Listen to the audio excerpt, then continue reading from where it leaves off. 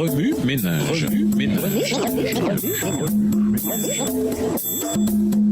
Bienvenue à votre émission Remue ménage. Nous voilà mardi 7 juin, les signes de la fin.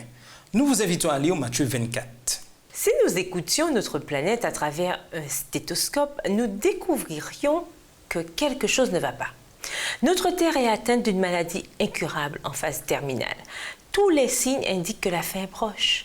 Au nombre des symptômes, on trouve une augmentation drastique de la pression politique, des victimes du terrorisme et de la fréquence des catastrophes naturelles. Matthieu 24 nous fournit une liste de ce à quoi il faut nous attendre, tandis que nous approchons de la fin de l'histoire de la Terre. Cette liste de signes correspond mot pour mot au titre de nos quotidiens. Même si les guerres, les famines et les catastrophes naturelles ne sont rien de nouveau sous le soleil, l'augmentation de la fréquence et de l'intensité de ces tragédies au cours des dernières décennies a de quoi bouleverser. Un rapport du New England Journal of Medicine, journal de médecine de Nouvelle-Angleterre, dit qu'il y a eu 3 fois plus de catastrophes naturelles entre 2000 et 2009 qu'entre 1980 et 1989. Or, la grande majorité, 80%, de cette croissance est imputable aux événements climatiques. Le rapport déclare que les catastrophes naturelles, en particulier les inondations et les tempêtes, vont augmenter en fréquence et en gravité en raison des changements climatiques.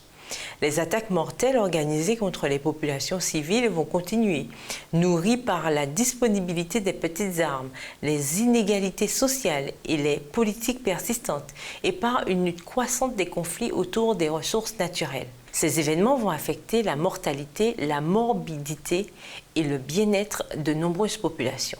Les données du Global Terrorism Database, base de données mondiale du terrorisme de l'Université du Maryland, indiquent une augmentation de 61% de la mort due au terrorisme entre 2012 et 2013. Ainsi, en 2013, seulement 17 958 personnes sont décédées lors d'attaques terroristes.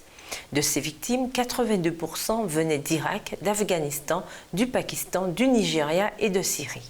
Les prédictions de Matthieu et ses statistiques brossent un tableau morbide, n'est-ce pas? Cependant, nous savons que le Christ a promis que ceux qui persévèrent jusqu'à la fin seront sauvés. Même si le monde n'en a plus pour longtemps, il y a de l'espoir, il y a un remède, Jésus-Christ. Amen. Remue ménage. Dans une certaine mesure, la fréquence des catastrophes nous a presque habitués à la souffrance autour de nous, si bien que nous sommes parfois oublieux des événements qui ont eu lieu. Selon vous, est-ce le travail du diable de nous faire croire que tout va bien? Quels sont les dangers de croire à ce mensonge? Tandis que les guerres, les catastrophes naturelles et l'activité antichrétienne échappent à notre contrôle, que pouvons-nous faire pour hâter le retour de Jésus? Au revoir. Et à demain si Dieu veut. Remue ménage.